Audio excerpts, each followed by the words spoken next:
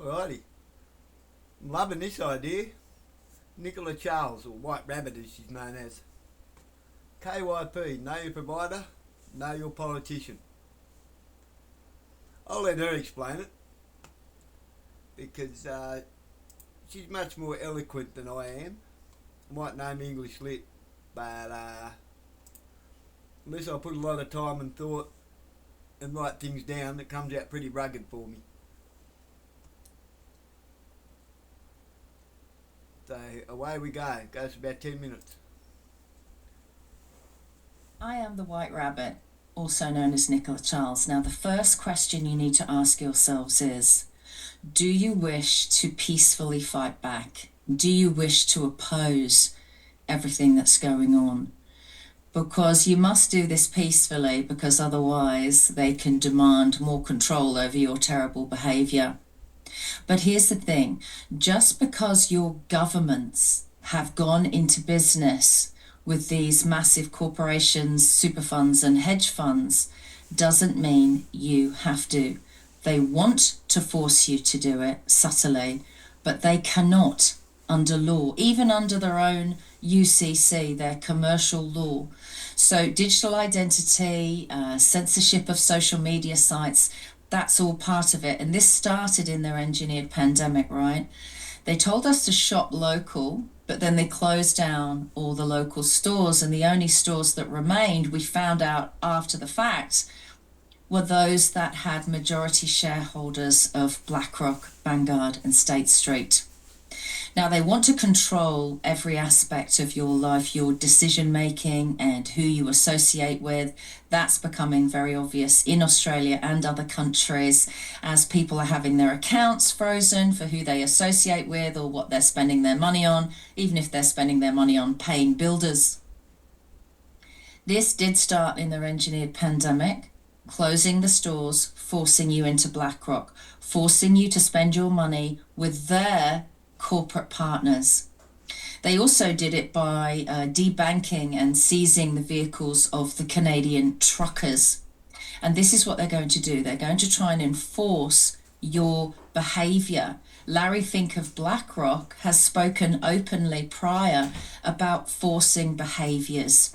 Now, under any other name, this is slavery, but they're calling it things like equity and fairness and to save the planet for climate and for health reasons, and obviously that's a lie. Now, Bill Gates, part of this, created or likely paid other people to create the notion, the system of KYC. I'll say it again in case it jumps, KYC.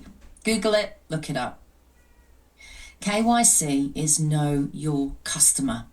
So they want to know everything about you, and the reason they want to know everything about you is so they can control your behavior. They can't control your behavior if they don't know what your behavior is. That's also what's behind digital identity. Now, people who work in banks, financial institutions, and government departments have been on training courses and conferences learning about know your customer.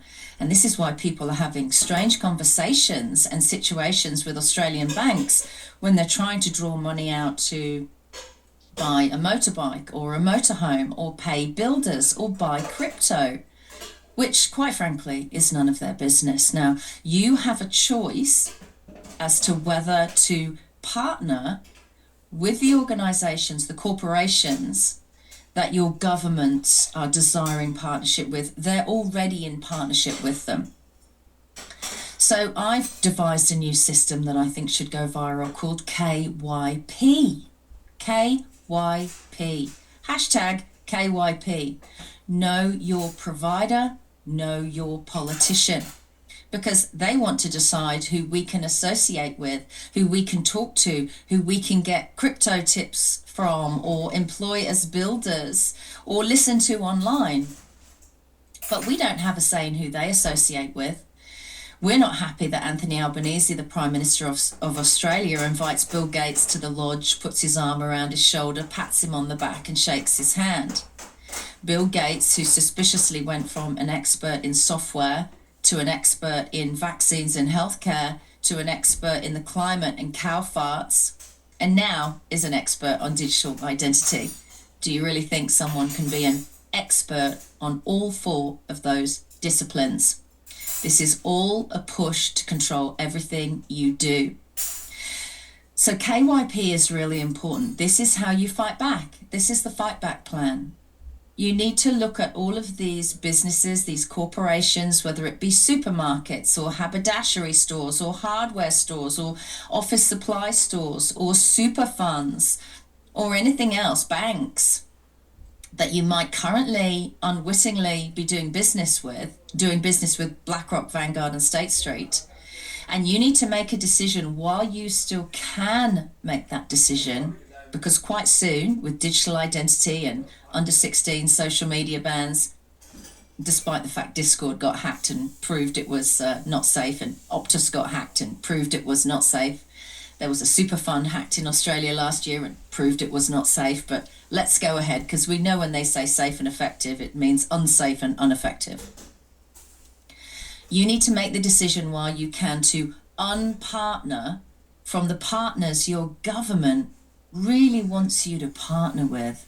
And they really want you to partner with massive hedge funds and super funds, and also the dictatorship of China. Strangely, all of our Australian politicians keep heading over to China, asking for reparations for mistreatment of the indigenous tribes in Australia, because slavery and oppression is bad, but it's absolutely fine when you're doing business with China.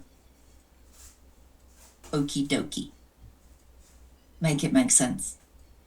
So what these people do, and we only learnt this recently, is they haven't operated in a world where it's business based on who has the most successful products or the most successful marketing campaign, advertising, ambassadors, technology. It's not even about that anymore. We've learned through the Epstein files debacle, everything that's gone on with Prince Andrew. We've been given a little bit, because that's the threat to the monarchy. We've been given a little bit of information, but not a lot. We've been lied to about major historic events, assassinations, terror attacks. We know this. Come on. Time to wake up. What they've done, the way they've operated in business, is they have created secret little black book dossiers on everyone they're competing with, everyone they're trying to collude in a giant conspiracy into this notion of slavery for the 99%. And I think they probably have either bribed them or they've blackmailed them. Now, they've been creating these dossiers on governments and monarchy and business competitors for a very long time. I personally didn't know this was going on because, in our world, blackmail is illegal. In the world of the 1%, apparently not. Apparently not. Now, of course, they can't do that with us because A, there's too many of us, and B, they don't know the intricate workings of our lives. It's okay to set a private detective on one individual or 10 individuals or 100 individuals in the 1% that you wish to compete with so that you can find a way to blackmail them and scare them off. But it's not so easy to create dossiers on the 99%, we're told 8 billion people. That's what digital identity is for. So they can have this dossier on us. And what's worrying about the digital world is if they don't find dirt on you, they'll create it. They will invent it. Those words were said to me by a sitting Australian senator who warned me not to get into politics in Australia because he said, if they can't find dirt on you, Nicola, they'll invent it. So right now they don't have dossiers, do they, on the 99%, but they want them. And that's what digital identity and identifying yourself generally is about. So they know where you've been, who you've seen, what you've purchased, what you eat, how much alcohol you drink, all of it. Now, while we still can, while we're still relatively free, it is time for you to use KYP. Know your provider, know your politician. And you need to unpartner with them in a business sense. Stop spending your money with them, because if you don't, you're likely contributing to your own imprisonment down the track. I think it's more important under KYP, know your provider and know your politician, that when someone is asking you to vote for them, and someone is being paid with your tax dollars, and someone is telling you that they represent you as a public or civil servant, I think it's more important that we have transparency on them than they have transparency on us. So, while you can, make sure that any businesses you're doing business with are not affiliated with BlackRock, Vanguard and State Street the way your governments are, because right now, just because they're partnered with those corporations, hedge funds and super funds doesn't mean you have to be. So you can fight back simply by making different choices. Thanks for watching. I'll see you next time.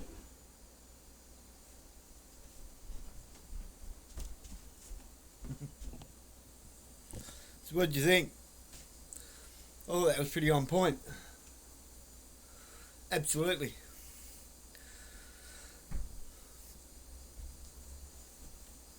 I have absolutely nothing to add to that. She says it quite eloquently. No need for me to spoil it.